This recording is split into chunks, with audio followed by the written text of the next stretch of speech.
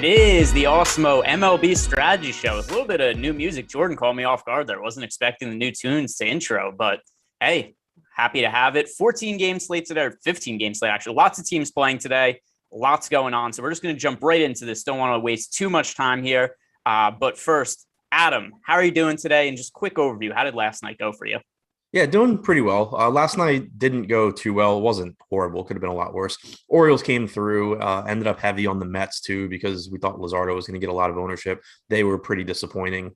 Giants came through. Yankees didn't, which was nice. But yeah, I mean, it was a losing night, but it wasn't, anything too crazy. So it wasn't too bad. How'd you end up doing?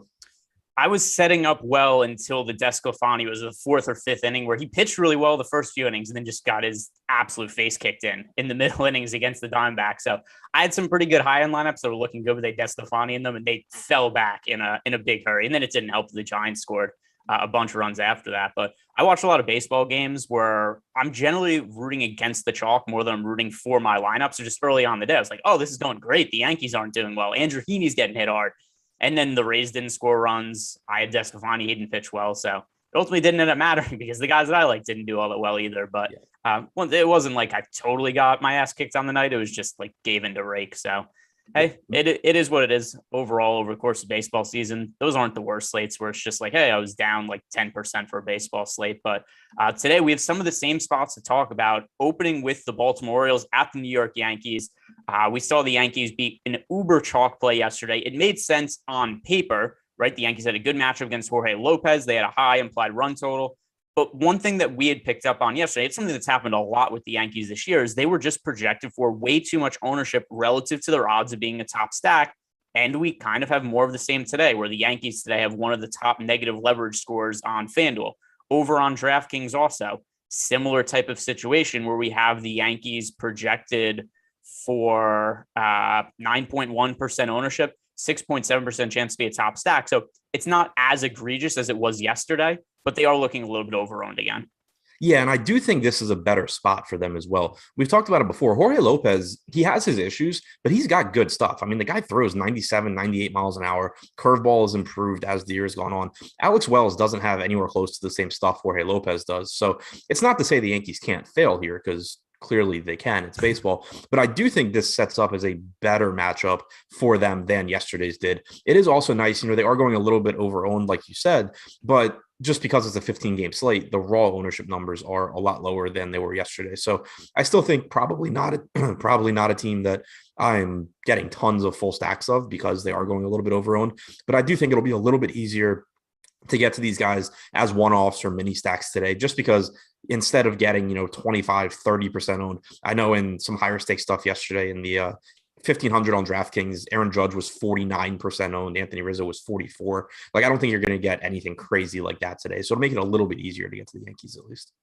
Yeah. And once again, also over a 15 game slate, it's not often that you're going to see one team that's taking like 20% ownership or something like that. But still, over the course of playing 150 lineups, the Yankees are a team today I'm going to be underweight to, just not quite as extreme as I was on yesterday's slate. Now, on the other side of the game, we're going to have the Baltimore Orioles going up against what's mostly going to be a bullpen game for the Yankees. Nestor Cortes is starting. He's kind of stretched out at this point, but it's not like he's going to be working 6 innings or anything like that. But one thing that is pretty significant here is we do have, Trey Mancini's got a little bit of a salary to him. Cedric Mullins does. But in general, this team was priced to face Garrett Cole. Garrett Cole was expected to start for the Yankees today. He was ruled out due to COVID. So with that in mind, we have a very cheap Orioles stack here. Obviously, it's not quite the same leverage spot we had yesterday where we liked him because of all the ownership going to Andrew Heaney. But I think this is kind of a sneaky good spot for Baltimore just because the pricing is off. Yeah, the pricing is off. I see this more as a spot to grab a hitter or two than to full stack, though, because there are just so many. I mean, every single team playing today, it makes it a lot less likely that the Orioles are going to come through. They have the third lowest top stack percentage on the entire slate, and Nestor Cortes isn't bad. And then he's also stretched out, like you said. He went 5 innings, 79 pitches last start. So it's pretty unlikely that you're getting, 6 innings out of the Yankees bullpen or something. You're probably going to get like 4 or 5. So I think I'm more inclined to just say, I need a value bet here Ryan Mountcastle has a ton of upside for 3,200, or Anthony Santander is a better hitter than 2K flat. I'm more inclined to do something like that, I think, than go to those full Baltimore stacks like we were yesterday, because Cortez just isn't going to pull anywhere close to the ownership that Andrew Heaney was. And then one thing I'm going to note about the top stack odds for the Orioles, I think it's going to go up during the day, just because I noticed that in our data, we currently have the line set at 9 runs for today. And that was the initial line when Garrett Cole was expected to start. Now, though, the line has moved pretty heavily in favor of the Orioles, and the total has also moved to 10 runs. So I think we're going to see a little bit of a boost in terms of overall odds for the Orioles, but also just speculating. And then also something, guys, like the video, subscribe to the YouTube channel. We're going to have plenty more content for today's slate coming up. We're going to have a deeper dive that Adam and I will be back for later, and then also live before lock. So more information then, but just a guess for me, I think I'm going to be on the Orioles today. And I think some of those numbers that we have in our data are going to come a little bit as the day goes on. Next game we have here to talk about, the Philadelphia Phillies in Washington take on the Nationals. Zack Wheeler, who actually leads all pitchers in wins above replacement this year, he's had a really solid year. And while I think that he's generally getting recognized now for how good he's been this season, I don't think he's really getting thought of as being one of the top pitchers in baseball, when it really should be the case. He's a 2.45 ERA, a 2.56 expected ERA. The big difference for Zack Wheeler from a fantasy standpoint this year versus previous years, he's always had great stuff, but he's finally generating strikeouts, 29.8% K rate. So to me, Zack Wheeler is one of the top overall pitchers on the slate. Yeah, I think the $9,700 price tag here is actually pretty disrespectful going up against this Nats team.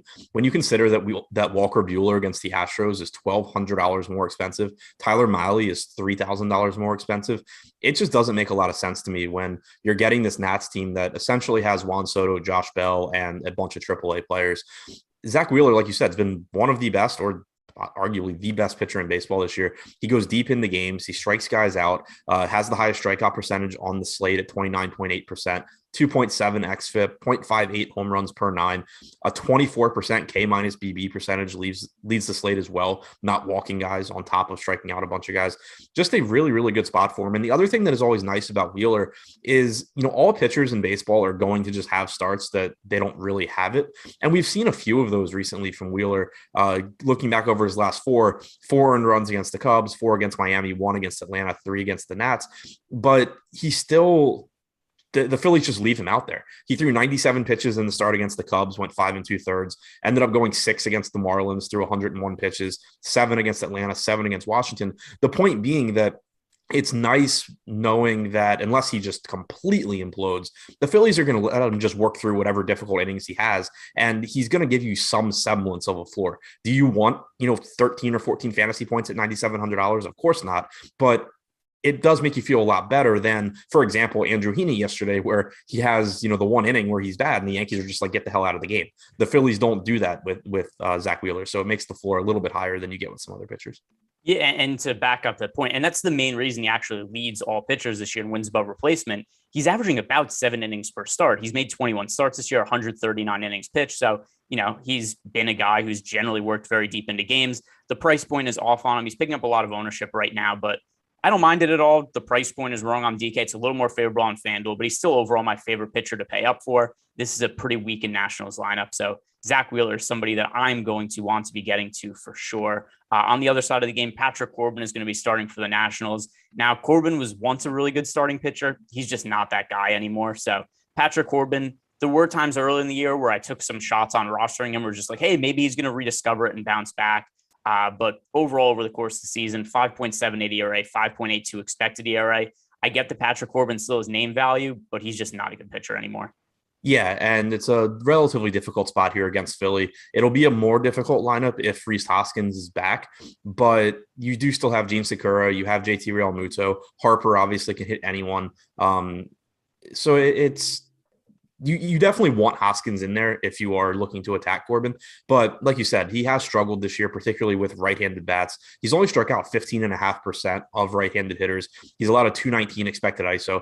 By comparison, he's been fine against lefties, 23.5% strikeout percentage, 149 expected ISO. That doesn't mean, don't roster Bryce Harper in your stacks, but it does make me think that Rhys Hoskins is a pretty big deal in this lineup, especially because I think McCutcheon's injured. He's not in the projected lineup. I don't remember what happened with him, but yeah, he's on the injured list. So McCutcheon being out, weakens the lineup a little bit for Philly anyway. Then if you take Hoskins out, it's a little bit weaker. So I will like them more if Hoskins is in. But right now, we have them projected with a 4% top stack percentage, a little bit shy of 3% ownership share. So they look pretty good here. And that spot, again, just gets better if Hoskins plays.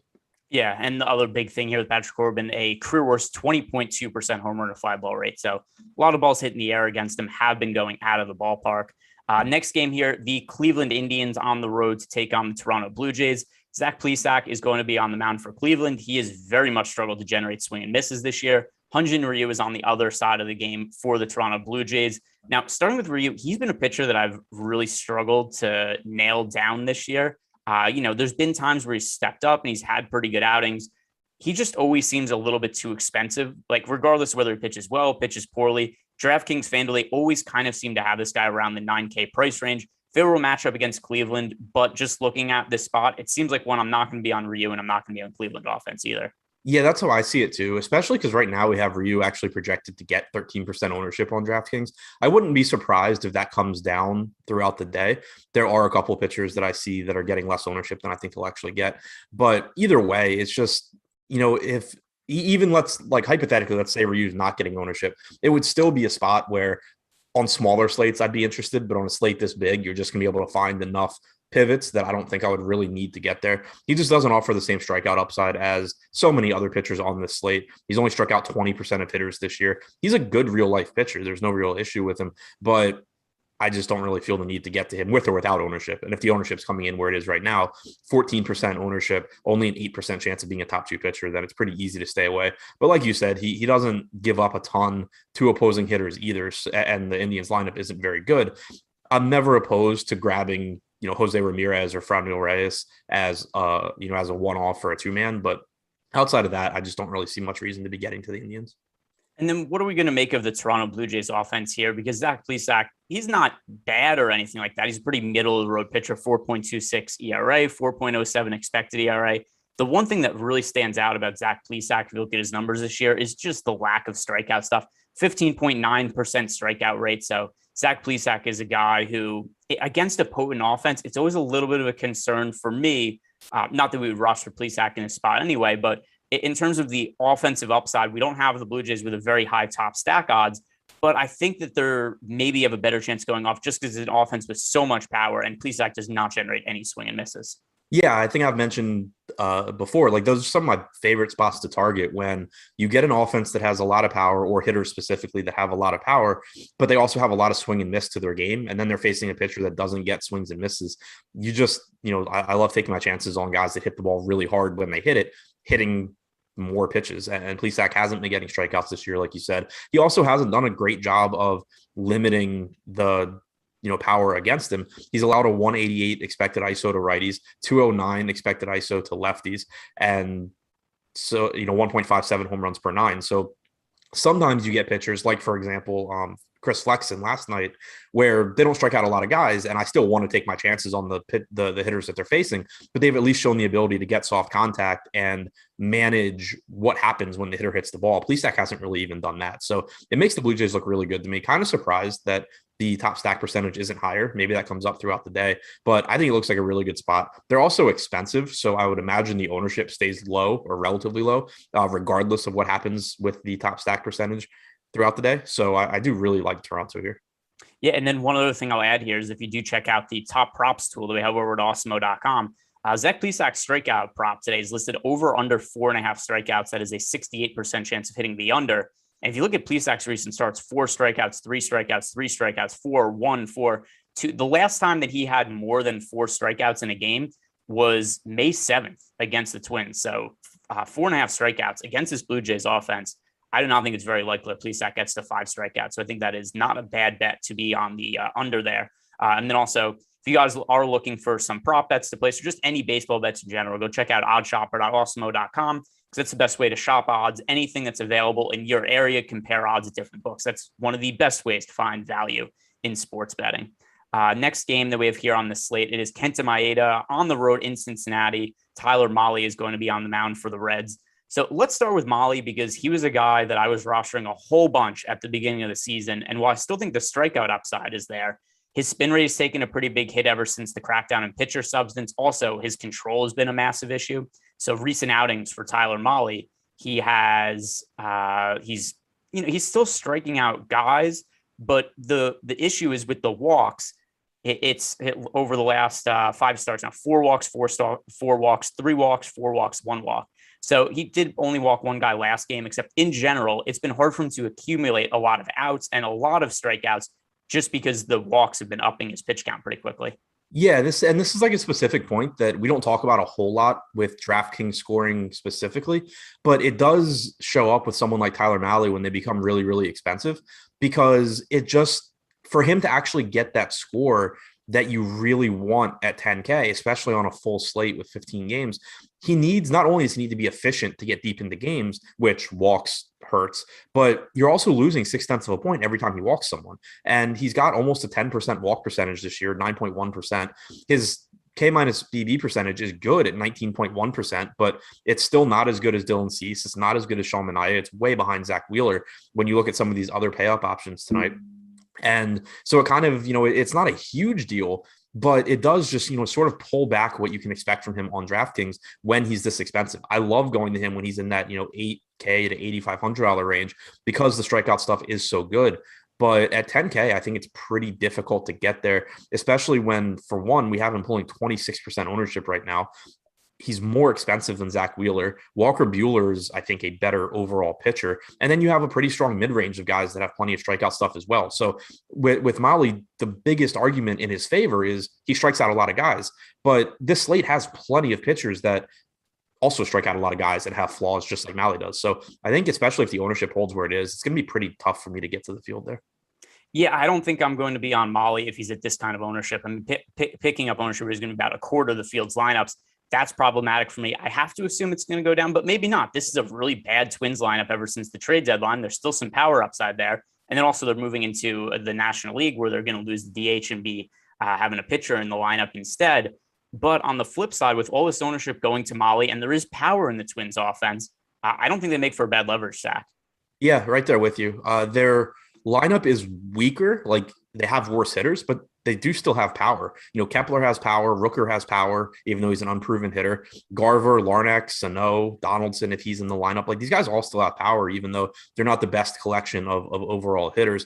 It is a favorable hitter's park as well. And Tyler Mahle has had issues with power. He's allowed 1.29 home runs per 9 innings this year. In particular, he's had issues with right-handed power.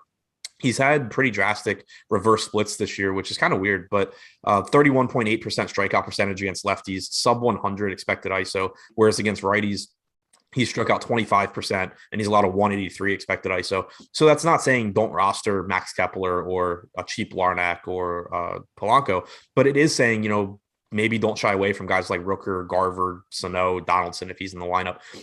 But yeah, if Tyler Mahle's ownership holds where it is, I do think the Twins look like a pretty good leverage stack because he'll have ownership and the Twins are also projected to go on their own.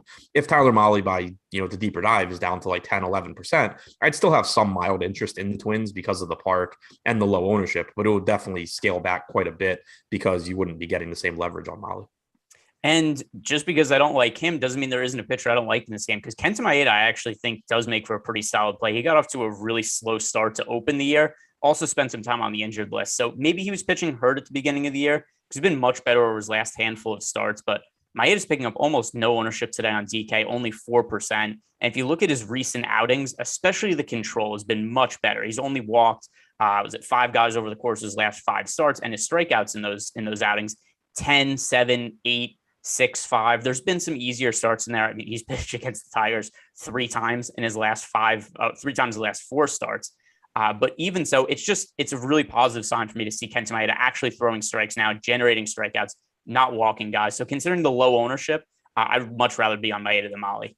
Yeah, it's definitely a spot where I'm paying a lot of attention to the ownership because I think it's a dangerous spot going into Cincinnati. We know that the Reds have some pretty strong hitters in their lineup. They have a 4.7 implied run total, But right now, if only 4% ownership is going to go to Kenta Maeda, he's just a better pitcher than that. And he's very reasonably priced at 8K.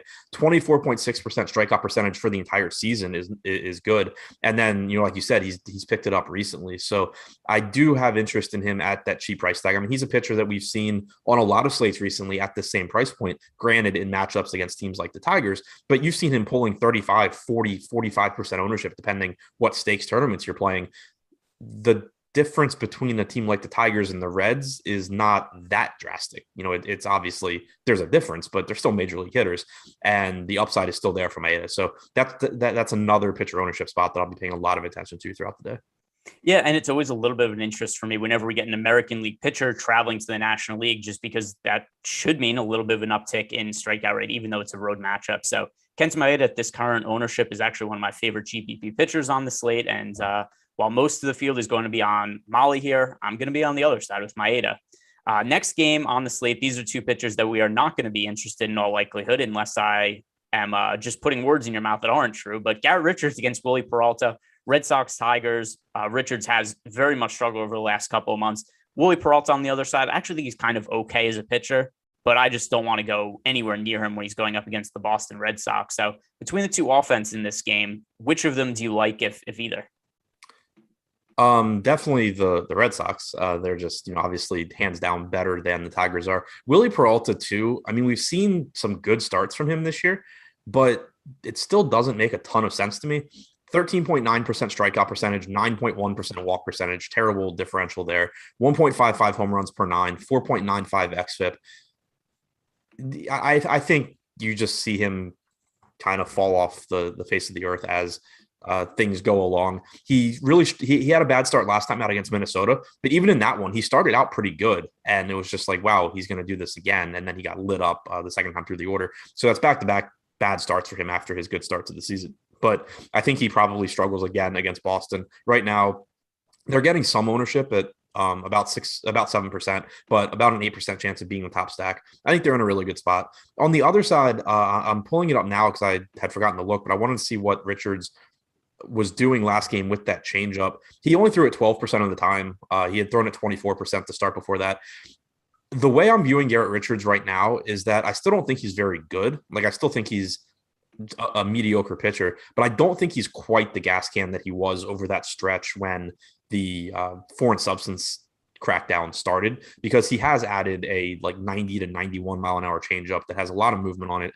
It's been a pretty decent pitch, it seems like. The only two starts that he made two starts against Toronto where he was throwing it in his last two starts. He had a start like 5 starts ago where he threw it a lot too, but it looks like it was even a little bit different pitch. It was a little bit slower. So I'm interested to see kind of what he does against weaker teams like Detroit. I do think there's a chance that maybe Garrett Richards just kind of looks like a good pitcher against bad teams and then looks like a bad pitcher against good teams. It wouldn't be surprising if he's kind of just that kind of guy. But with it being a 15-game slate, I'm still not really expecting to roster Richards. If the ownership on the Tigers is low, I'll still gladly go there. But right now, they're actually projected for a little bit more ownership than they deserve. I think, looking at guys like Akil Baddoo at 3,800, Robbie Grossman at 3,100, it's probably going to drive up the ownership on the Tigers a bit and make me shy away. Yeah, and I mean, if you look at the last couple of starts for Garrett Richards, they haven't been good. But like you said, they both came against the Blue Jays. He gave up 3 home runs 2 starts ago, 2 home runs last start. He's now getting up multiple home runs in 4 of his last 6 starts. But it's been some difficult offense. He faced the Rays. He faced Toronto twice. He faced Philly. He pitched in Oakland. So, maybe a little bit more time here. I think that the Detroit Tigers right now, they look about appropriately owned. So we'll see where that goes later on this slate. But as of right now, I don't really have interest in Richards. I definitely don't have interest in Richards and the Tigers. Team that I don't really want to be rostering at this moment either, unless there's some kind of data update that comes later on in the day. It's still, and the thing with Richards too, it's kind of just still like a wait and see for me. I definitely am watching to kind of see like what the impact of that pitch is. But something else to keep in mind that I know it had come up in YouTube chat when we talked about him in that second Toronto start, the changeup looked really, really good in that first start where he threw it a lot, but that could also just be a function of the Blue Jays had no idea he even had this pitch. And with how much major league hitters rely on video and data now, if you go in the box against any major league pitcher and he's throwing some random pitch you didn't even know he had, you're going to look really bad. And then they came out the next start and looked a lot better against him. So it could just even be something as simple as now teams know this pitch exists and he's still going to suck. So it is just kind of a wait and see across the board for me on Richards. Yeah, and the next game on the slate, that this is also going to have to be a wait and see because we don't know who's starting for the Marlins. Marlins, no pitcher named yet that's going to be starting for them. We had the same situation yesterday where Jesus Luzardo, we thought he could be pitching early in the day, but we weren't really sure. And then ultimately did end up pitching, but no listed starting pitcher right now for the Marlins. On the other side of the game, Taiwan Walker is going to be on the hill for the Mets. Walker has struggled so much as of late, and I don't even think this is a substance issue. Taiwan Walker earlier in the year, he had a back injury, and the Mets just made him pitch through it to the point where when he was taking at bats, he wasn't allowed to swing. So he would just stand there, and pitchers would throw pitches right over the middle. I tend to think that the Mets making Taiwan Walker play through that injury has just had a lingering effect on him over the course of the season because now you look at some of the recent outings for Taiwan Walker. He's given up 5 or more earned runs in 3 consecutive starts. And in one of those starts, he was only able to record a single out, and that was against the Pirates. So some of these recent outings, and the last couple ones have been tough matchups against the Braves, against the Blue Jays. When you go back even farther before that, a couple of bad outings against the Pirates. I don't know that I want to stack the Marlins today, but I think that Taiwan Walker is kind of starting to regress in a pretty big way. Yeah, I'm right there with you. Like, I'm okay getting to some Taiwan Walker just because of the matchup. But, you mentioned the risks just based on how he's been pitching recently. And this is a pitcher that has a very long track record of injuries too. Like he's basically throughout his career, it's been when he's healthy, he's good. And then something happens and he's not good anymore. And then, it's always a pretty safe bet that the Mets are making injuries worse with their players. They pretty much always do it. So, yeah, I think that there are some red flags there. Just on top of the fact of, just on top of the inconsistency, there's certainly, potential for him to just be pitching through an injury. It's still a good park. It's still a good matchup. I don't mind getting some of him. But again, the ownership right now is at 22% on Taiwan Walker. It's 4% on Kenta Maeda. There's other, pitchers that you can look to as well. But that's just, one example where I don't think Taiwan Walker is beating Kenta Maeda 4.5 times, 4.5x. Like it's just not that drastic of a difference. Yeah, and then on the other side, we just don't know what to make of the matchup yet. The Mets, I assume they're probably in an okay spot, or the Marlins do have a lot of good young pitchers, but we don't know who's going to start for them. Once again, stick around later on the day. Like this video, subscribe to the YouTube channel. Adam and I'll be back later on the deeper dive, and by then we'll know who's starting for the Marlins, and we'll have a better idea of whether this is a good matchup for the Mets or not. Next game on the slate, this is one of my favorite pitching plays on the entire day. Actually, probably my favorite pitching play of the entire day. Luis Pitino is going to be on the mound for the Tampa Bay Rays going up against the Seattle Mariners. Pitino absolutely sliced up the Yankees last time that he was on the mound. His stuff is ridiculous. It definitely passes the eye test. And to me, I think that he's going to be a top of the line / ace type starting pitcher within a year. And it's just going to be based on, is he able to stay healthy or not, to me? Because he's only 21 years old. He was one of the top pitching prospects in the league entering the year. You look at his numbers so far this year, he has a 3.53 expected ERA, 3.66 FIP, generating a bunch of swing and misses, 26.7% K rate. I am pretty surprised that Luis Pitino is not picking up more ownership at this price point in this matchup. He's one of the pitchers I was referring to earlier when I said that I saw a few spots that were that looked lower owned than I think they will be, and a few that look higher owned than I think they will be. Definitely one of the ones that I would be surprised if the ownership doesn't come up drastically throughout the day. Because it's a good spot. He's coming off of, if I remember correctly, a really good start. So you would get some recency bias there anyway. Yeah, 30.5 DraftKings points against the Yankees in 6 innings his last time out. So it's not even like, he was relatively popular against the Indians a couple of starts ago. He wasn't any good. So, but it's not like you're getting that negative recency bias now. It's a good park. It's only a 3.6 implied run total for Seattle. I don't really see any reason why his ownership doesn't come up. He's very reasonably priced.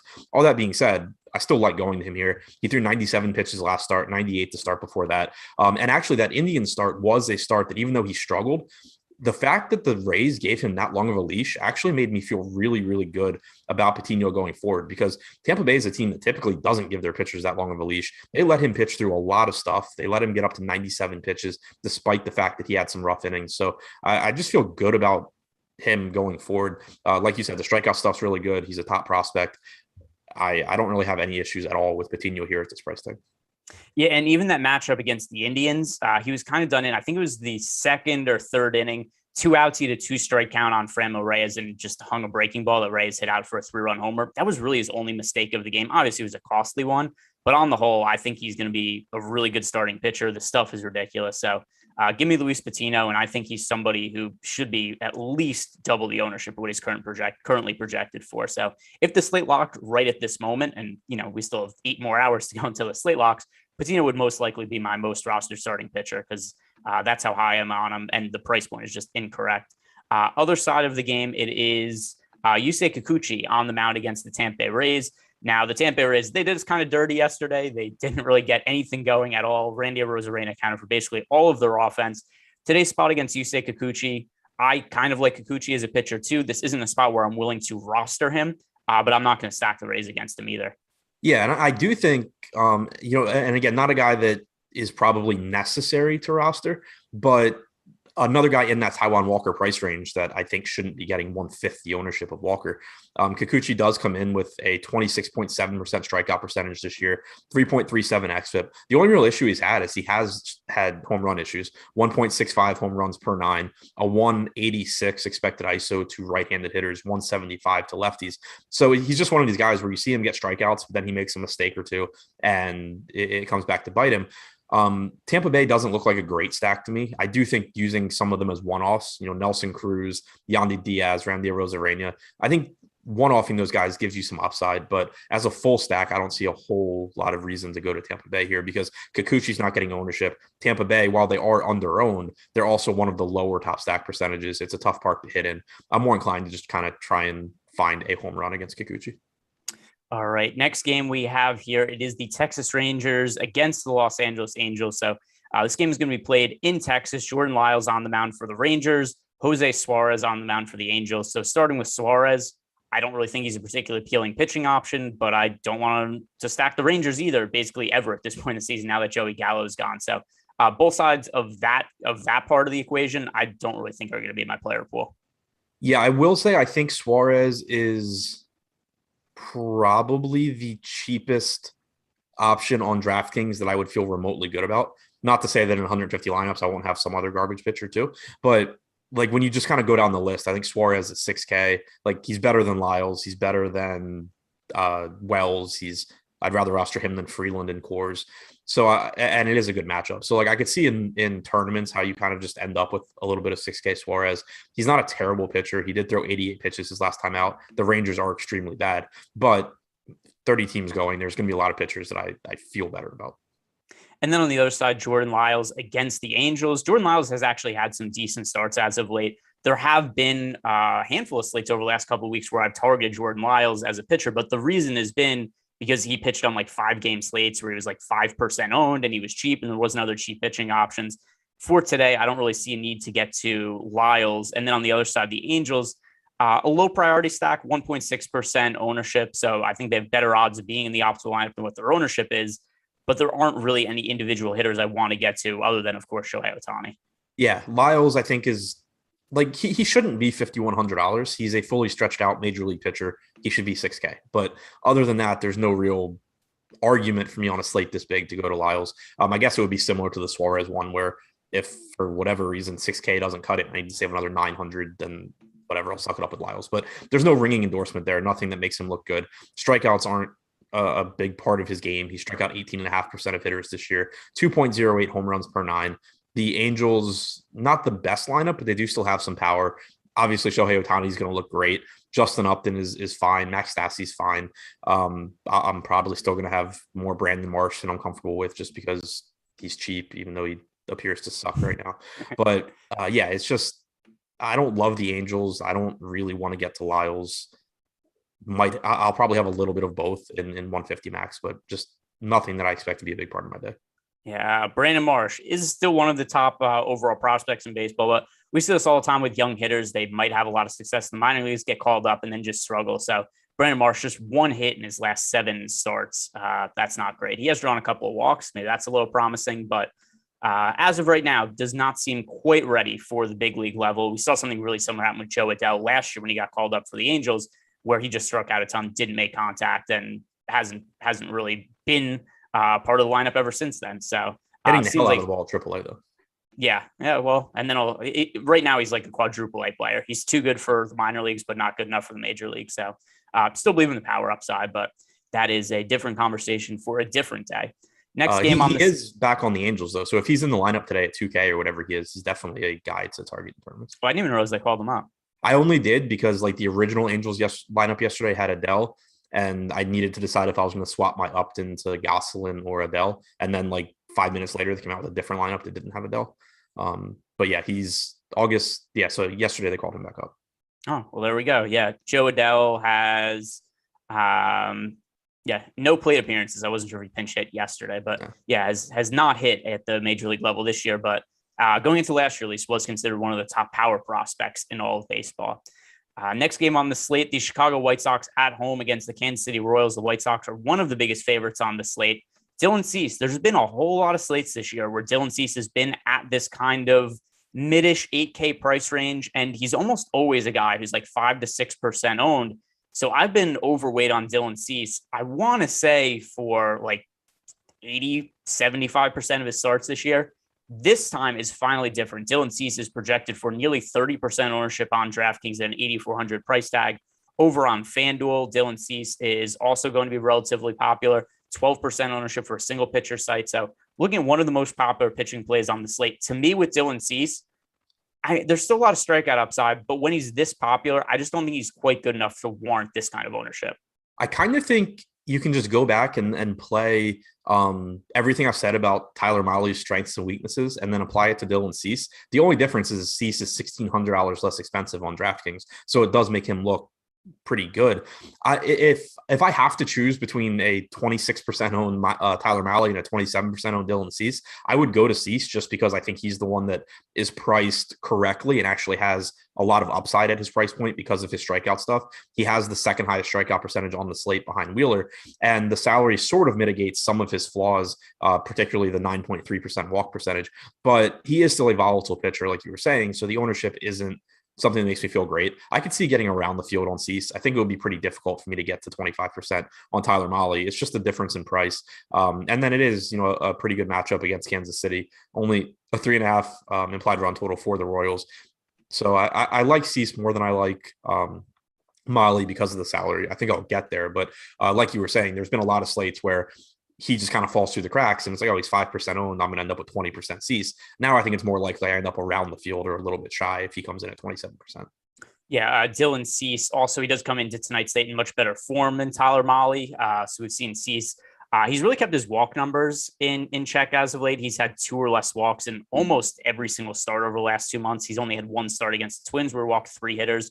But in general, it's a lot of starts for Dylan Cease, just like 6 strikeouts, 1 walk, 7 strikeouts, 2 walks.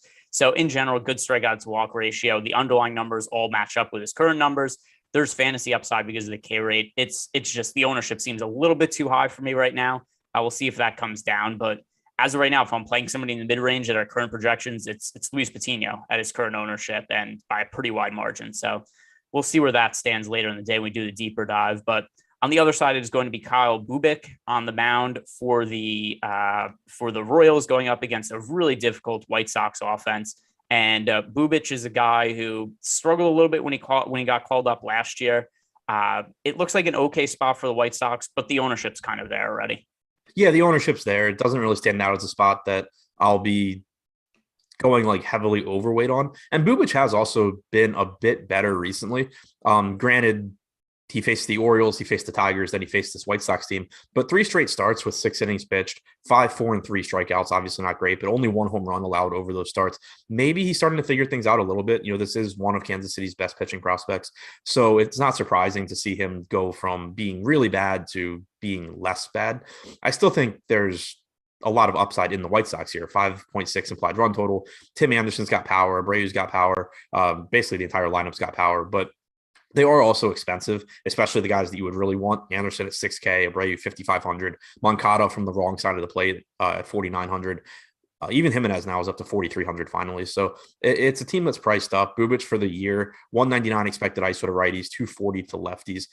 So the way things look now, I think I probably get around the field on the White Sox. I'd be surprised if I end up going crazy on them though. Yeah, if the ownership was lower, then which obviously I say that sometimes, and then I always catch myself. It's like I say, if the price was lower, if the ownership was low, it's like they'd bid better plays, you idiot, Greg. That's of course, but yeah, right now it just looks about appropriate. I'd probably be about even with the field on the White Sox. No real advantage to be gained there, in my opinion. Next game, we have the Milwaukee Brewers at home against Pittsburgh Pirates. Adrian Hauser's on the mound for Milwaukee. Max Kranick on the mound for Pittsburgh. Hauser, I don't think he's a bad pitcher. I don't think he's great or anything like that, but I don't think there's ever been a time where I've actually targeted Adrian Hauser once to roster him. Yeah, there was for me, but it was like 2 years ago or last year. It was a while ago. But yeah, I mean, he doesn't really go that deep in the games anymore. 70 pitches his last time out in 5 innings against this Pittsburgh team. You have to go back to July 8th to get the last time he threw more than 71 pitches. So that was 4 appearances ago. It's just the price tag. I could make a case for Hauser if he was like 6K or 6,200 or something like that, but 7,600 is just kind of a price tag on him where if you looked at, like, the way I think about it is, if I looked at a lineup that had Hauser in it, I'm hoping that Hauser has a game that doesn't kill me. Like, I'd be happy if that happens. Whereas I would ideally have pitchers where it's just like, oh yeah, at this salary, they can actually get a score that I want from that pitcher. So it's pretty hard to see with Hauser because he doesn't go that deep into games. He doesn't strike out a lot of guys. It is a good matchup, but there's just plenty of other pitchers I would rather get to. Yeah, and then on the other side, Max Kranick is going to be on the mound against the Brewers. The Brewers are picking up actually a lot of ownership today, 7.2% projected ownership. So they do look pretty overowned. It is a decent spot against Kranick. Kranick this year, very small sample size. He's only pitched 16 innings. He's a 7.31 ERA. The underlying numbers do look a little bit better, but by no means do I think Kranick is a good starting pitcher. I just think there's too much ownership going to the Brewers after they had a big game yesterday. Yeah, I think there's a little bit too much ownership going there as well. Kranick didn't really get it done at AAA this year either in his first crack at that level. 6 starts, 26 innings, 5.27 xFIP, 19% strikeout percentage. The Brewers also have added upside here because we just see the Pirates bring in these god-awful relievers when their god-awful starter gets in trouble. So there is just, added. There's not a lot of bullpens I think you can really target these days because most bullpens, even the bad ones, they just have guys that throw 100 miles an hour and they're really wild. So, like, they're not great pitchers, but they're still really difficult to hit. The Pirates are pretty frequently ending up with John Nagowski closing out games, and he's their first baseman. So the bullpen's been, really, really bad. So there is a little bit of added upside for Milwaukee that you don't get necessarily from other teams or other bullpens. But with the ownership where it is, I agree. There's no issue with these guys, and some of the pricing's favorable, like Rowdy Tellez at 3K, but just looks like a little bit more ownership than I'd like on the Brewers. Next game on the slate, one of the more curious trade deadline moves, the St. Louis Cardinals picked up Jon Lester. He is going to be on the mound today. They traded for him from the Nationals. Jon Lester is so washed, and I don't really understand what the Cardinals thought they were getting when they traded for him. But I do wonder if this is a case where we're seeing a team pick up Jon Lester, kind of like yesterday. The Yankees get Andrew Heaney. He makes their first start with the team, and just everybody's like, oh, I guess Heaney's good. The Yankees traded for him, and he just went way overowned by the field. Now, it's not going to happen with Lester. People aren't going to roster him. But I do wonder if people just aren't going to stack the Braves with Jon Lester, a little bit of name value, making a start with a new team. Because to me, I think Jon Lester is one of the worst starting pitchers that's been consistently in the big leagues over the last few years. So I don't mind this spot for the Braves at all.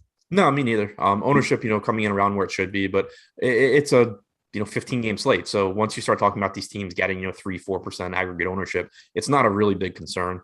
They're not projected to go drastically underowned or anything, but Lester, just like you said, he hasn't been good, especially against right-handed hitters. 194 expected ISO, 14% strikeout percentage. He's only struck out 18.7% of lefties, but he has done a good job of mitigating power there with the 108 expected ISO.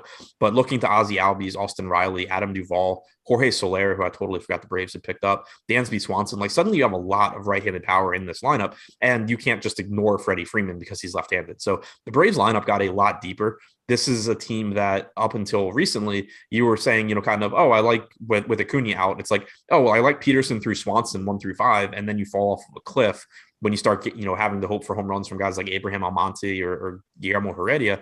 Now this lineup's a lot deeper when you add Adam Duvall and Jorge Soler in there, 2 guys that have massive power and massive upside. So I really, really do like this version of the Braves. Yeah, and this is the 5th year in a row that we've seen a decrease in Jon Lester's velocity. The strikeout rate now is down to a career low 14.9%. 5.02 ERA, 4.9 expected ERA. I'm just so confused why the Cardinals thought like, oh, this is the guy we need to pick up at the trade deadline. So give me the Braves as a stack today. I think that's an appealing team. On the other side, Max Fried is going to be on the mound for Atlanta. He hasn't been nearly the pitcher he was last year, but he's still kind of middle of the road. And the Cardinals offense, if I have to say one positive thing about them this matchup, they're a very right-hand dominant lineup. They have almost no lefties on the roster. So Max Fried isn't a pitcher that I want to get to, but there's so many teams on the slate that the Cardinals aren't a team that's really a priority for stacking at all.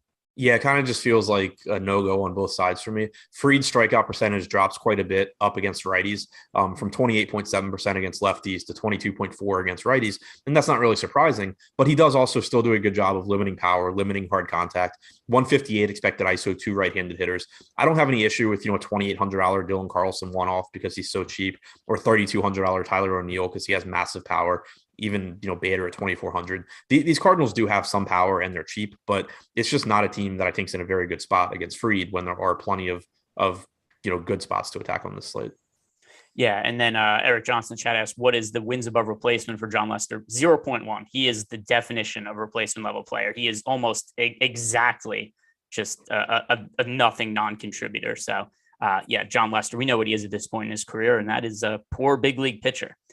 Next game on the slate, it is in Colorado, and this is such a nightmare of a game to look at, in my opinion, because the Cubs lineup is absolutely horrific now. Kyle Freeland's actually pitched okay over the last month now. He's starting to get his stuff together a little bit. But what are you doing with this game in Colorado? Zach Davies on the mound for the Cubs, who isn't a bad pitcher, but he's a pitch-to-contact guy, and that's not something that usually plays well in Coors Field. I don't like either of these offenses, but I don't feel great about the pitchers either. Yeah, it's just pretty much an ownership game at this point. I don't think either pitcher is that scary. Like, I don't mind targeting against either of these guys. Definitely don't want to roster them. But both offenses have so many weaknesses. If people were going to shy away and go to other offenses, then I would gladly just roster relatively low-owned teams in Coors. But the way things look right now, the way it'll shake out for me is there haven't been really any teams that we have said, we have them projected to go way under-owned. What probably the way things look right now, the way it typically would play out for me is I would just end up really underweight on Colorado, really underweight on the Cubs because they're getting so much extra ownership. And then the teams at the top of the top stack tool outside of them that are getting a little bit extra ownership or owned right around where they should be, I'm just going to get a little bit more going to them than I would on some smaller slates where there end up being teams that are just way on their own. So like right now, just looking at the top 5, you have Colorado, San Francisco, the Cubs, the Red Sox, the Yankees. The Giants, the Red Sox, and the Yankees are all owned right around where they should be, give or take. And then you just have massive, massive ownership going to the Rockies and the Cubs. I'd be more likely just to be cutting out the Rockies and the Cubs and getting at least around the field, if not a little bit more, on teams like Boston, the Yankees, and the Giants. What about some of these guys as one-offs? Because one thing that I know people are asking YouTube channel, why is there so much ownership to go into the Cubs? Why is the ownership on the Rockies? Number one, it's just a Coors Field game. People play games at Coors Field that is a really high implied run total. The other thing too about this game, though, look at the pricing on the Cubs. It's ridiculous. They're priced as if they're playing like in San Francisco or some just pitcher's park, because the prices here, we've got Wilson Contreras is 5,100. Every other player on the team is 4,400 or below. And in fact, even a lot of them are too cheap. We've got Rafael Ortega, who had the 3-homer game and won you a bunch of money the other day. He's 2,600 today in Coors Field. So as one-offs, I haven't made any decisions here, but I would think I have to get to some of these guys as one-offs just to save salary here and there.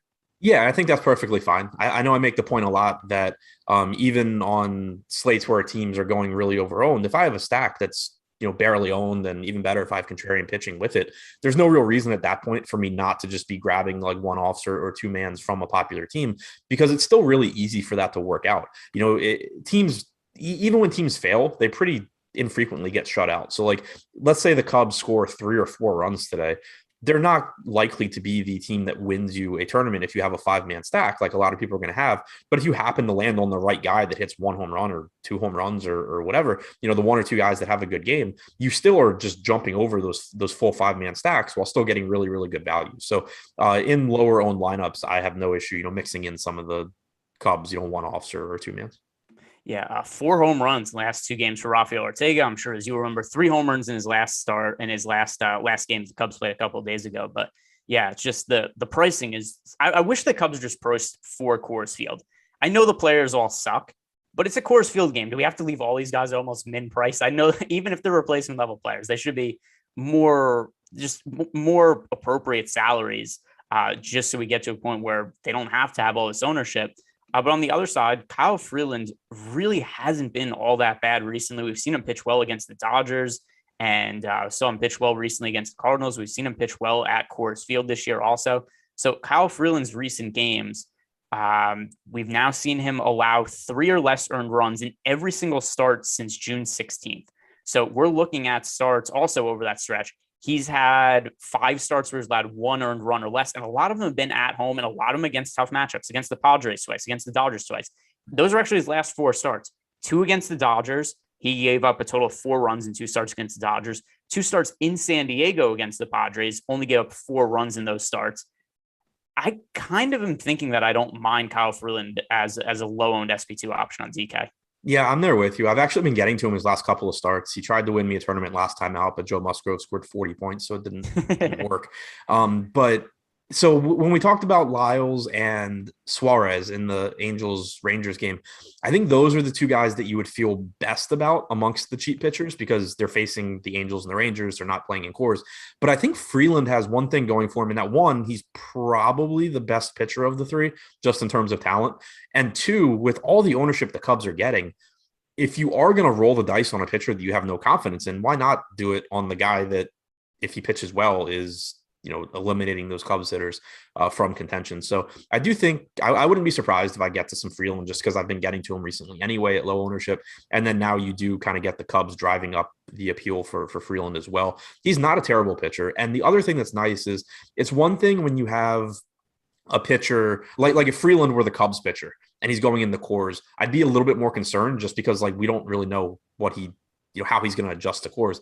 Freeland's been pitching here for years and he's not terrible. So I can see the case for Freeland. Again, if I make my lineups and I have tons of Freeland, I'm certainly not going to be happy about it, but it is a risk that I think is worth taking just given that the Cubs are getting so much ownership and Freeland's not a terrible pitcher. Yeah. So, I mean, I think I'm probably going to be on Freeland, not in a crazy way, but I wouldn't be surprised if I get to 8%, maybe even 10% on Kyle Freeland. I think that offers good leverage just based on what I think some of the ownership is going to be on the Cubs today.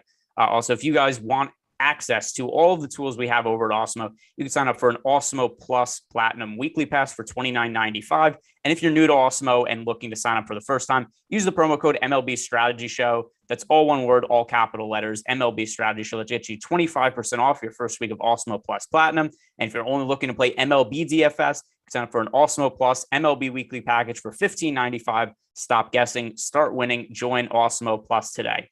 Now, even though in the read we say we have to stop guessing, we don't know who the Oakland A's starting pitcher is. So that is something we just kind of have to be guessing on right now. So a spot we kind of have to avoid because Blake Snell on the mound for the Padres. We know that for sure. We don't know who they're going up against in Oakland, so we'll have to skip that part. But Blake Snell, still some strikeout upside for him, but massively disappointing season. So what do you make of Blake Snell against Oakland today? Fangraphs and DK both have Sean Manaea. That hasn't been confirmed for Oakland, but they both have that for now. As far as Snell goes, though, I don't really see much reason to get to him here. I think it's a tough matchup against Oakland. Snell's really struggled this year. And then the biggest thing, for a while, we were seeing that really cheap Blake Snell price tag or Blake Snell being on small slates where he clearly had the best strikeout stuff. Neither of those apply here. He's up to $8,900. His strikeout stuff isn't as good as some other pitchers on the slate. 27.3% is the 5th highest on the slate, but 14% walk percentage is horrific. 4.17 xFIP isn't very good for an $8,900 pitcher. 1.28 home runs per 9, and then just a very, very high upside Oakland offense on the other side. Snell's allowed a 208 expected ISO to right-handed hitters this year, and now you're facing a lineup that will probably have 8 right-handed hitters plus Matt Olson, and pretty much all of those right-handed hitters, with the exception of Elvis Andrus and to some extent Josh Harrison, have power. So I think it's a really, really dangerous spot for Snell. The A's also just saw him in his last start, which I think typically doesn't favor pitchers either. So I have a really hard time getting to Snell here. I do have interest in the A's bats. Yeah, Blake Snell, it's there's still name value there. And I think there is going to be a point where he could turn his season around. Ultimately, I think the Padres are going to have to move him into a bullpen role towards the end of the year, but he's just been so awful this year. And it's not even to the point where it's like awful for Blake Snell. It's like awful for an MLB starting pitcher. He's a 5.44 ERA, a 5.6 expected ERA. So I have no interest in him for a slate of this size. It's funny because we've seen some smaller slates where Blake Snell continues to pick up ownership, but the Oakland A's picking up sub 1% ownership. I don't think that's a bad contrarian play for tournaments. And the other thing too is if you and I are both going to be cutting out, for the most part, Rockies and Cubs stacks, they're picking up so much ownership. That's a third of the field that's rostering the Cubs and the Rockies today. Just kind of by default, that's going to put me at least a little bit overweight on a whole bunch of teams today because so much of the field goes to so much of the ownership of the field goes to the Rockies and Cubs. So that's one of the reasons a lot of these lower owned teams I'm just going to end up being overweight to the field on. Yeah, the slate's in that regard, the slate's kind of weird. And it probably sounds weird, like us talking about it, because it sounds like we like pretty much every team. But like there's some slates where there's one or two teams that stand out as just like drastically overowned or underowned rather, or pitchers that are drastically overowned that we want to take offenses against, like the Orioles yesterday, for example. This slate is different in that it looks like there's two teams that are drastically overowned, and then just a bunch of teams that are owned where they should be, but the ownership is very, very low. So there's not one or two of those teams that it's just like, oh, I absolutely love this spot. I'm 20% of my lineups are going to be this team. It's more so like, okay, well, I'm going to be a little bit over the field on a lot of these teams. Obviously, in 3 max, you're narrowing it down a little bit more, but I do really like Oakland here. The highest owned hitter right now on DraftKings is Starling Marte at 1.7%. Like I was saying, Snell gives up power. The A's aren't really expensive at all. And they're right-handed heavy. And then also with Marte in particular, Blake Snell's also allowed 10 stolen bases this year and is graded out as a negative in the run game as well. Starling Marte is really the biggest running threat on this team. Elvis Andrus will run a bit as well, but Andrus gets on base at a much lower rate. So I just think it's a really high upside spot for an Oakland team getting no ownership. Yeah. And once again, I think that people still look at Blake Snell, and even I assume projections at some point have to say like, hey, there's some positive regression coming the way of Blake Snell. Maybe, but he's been terrible for basically the entire season. So he might just be a bad starting pitcher at this point. We see this all the time in pitchers. They just burn out. Even if Blake Snell isn't that old, who knows? I just think maybe his arm is bothering, maybe it's his shoulder, maybe there's an underlying injury we aren't aware of because he's just consistently not delivered results this year, and he can't throw a strike. So, and I mean, don't forget that what was it, like a month ago? Blake Snell was supposed to make a start. He had missed like a start or two and was supposed to start, and then he was like, "Oh, I still don't have strength in my arm, so I can't make this start." I mean, again, you never know exactly what these guys are pitching through or how they're feeling. There's a lot of reasons he could be bad, but he's been bad. Yeah, and it's a spot where if I had to guess, I would be really surprised if he's not dealing with some sort of injury that just hasn't been made public knowledge. And I think there's a pretty good chance he's some kind of surgery later in the season or the off season because it's just such off results for a guy who's been so good for so long. Next game we have here, it is Madison Baumgartner starting against his former team, the San Francisco Giants. Speaking of pitchers that don't have it anymore, Madison Baumgartner a little bit better than he was last year, but still 4.87 ERA, 4.28 expected ERA. The thing is with this matchup, though, Madison Baumgartner against the Giants now, everybody's hip to the Giants having an overachieving offense this year. They were really popular last night. They're going to be fairly popular again today. So if we look at the ownership for today's slate, we have the Giants projected for the third most ownership. The only teams that are more are the teams at Coors Field. Good spot for the Giants against Madison Baumgartner, but this is once again too much ownership going to San Francisco. Yeah, I mean, I think they're not going as overowned as the Coors Field game is, so I probably get around the field. But there's also one thing that scares me with the Giants here, and we don't know what the lineup's going to look like, but let's say you get a right-handed heavy lineup with guys like Austin Slater and Darren Ruff. That's good against Baumgartner because he has been a lot more susceptible to righties than lefties this year. Strikeout percentage is like 5.5 points lower. Expected ISO is 189 to righties compared to 162 to lefties. The issue is that once you get Baumgartner out of the game, do Austin Slater and Darren Ruff stay in, or do you get to Alex Dickerson and like Steven Duggar off the bench? So there is some pinch hit risk, I think, on anyone for the Giants who starts that normally doesn't start. So, I mean, Chris Bryant, I think, is in a great spot. Love him as a one-off. I think Yastrzemski at 4,100 is just too cheap, regardless of who he's facing. He has way too much power for that price tag. Brandon Crawford's been great this year as well. If Flores is in the lineup, he looks good. But again, I would just kind of caution anyone who's starting that doesn't normally start. There's, I think, a decent chance they get pinch hit for later in this game. Yeah, we see that a lot with the Giants team that kind of goes lefty righty, and they also have their set guys that are specifically righty hitters, but still, I think those guys pretty good one-offs for home run purposes. I wouldn't be surprised if any of them go yard against Madison Baumgartner. Now, on the other side of the game, Johnny Cueto is going to be on the mound for the Giants. I really got torched by Anthony DeSclafani starting for San Francisco in this matchup last night, but with today, I don't have interest in Johnny Cueto. I don't have interest in Arizona either. They have a 1.5% projected ownership share, 1.5% chance to be a top stack. That all looks well and good. But whatever, just low probability stack. Then Johnny Cueto, not a high enough upside pitcher for me to roster him on a 15-game slate. Yeah, I wouldn't expect to get the much of him. Like at 7K, I could see a little bit because it is a good matchup. He has actually pitched really well recently too, which is kind of surprising. Even though for the season, he has a 3.9 xFIP, but 21% strikeout percentage isn't great. 1.25 home runs per 9. Just not someone that I'm expecting my night to hinge on at all. You know, he's getting like 3% ownership. If I end up at like 3 to 5%, that's fine. But I wouldn't expect to be getting much higher than that. All right, final game on the slate. Lance McCullers on the mound for Houston. Walker Buehler on the mound for the Dodgers. To start, I don't like the offenses here. As for pitchers, I don't really like Lance McCullers because he's pitching in Los Angeles against the Dodgers. Walker Buehler, though, not a great spot for him against the Astros, but Buehler's been so good this year, especially as of late, because don't forget, he got off to a slow start to the season. So as good as his numbers are, they weren't even that good for the first month of the year. So Walker Buehler's been really strong as of late. He's the current betting favorite to win the National League Cy Young. So Walker Buehler at his current ownership is actually somebody who I'm willing to get overweight to the field on just because he isn't getting all that much ownership due to the matchup. Yeah, it's pretty much just like a spot to pay up to be contrarian, I think, because there's no reason Walker Buehler is $1,200 more expensive than Zack Wheeler here.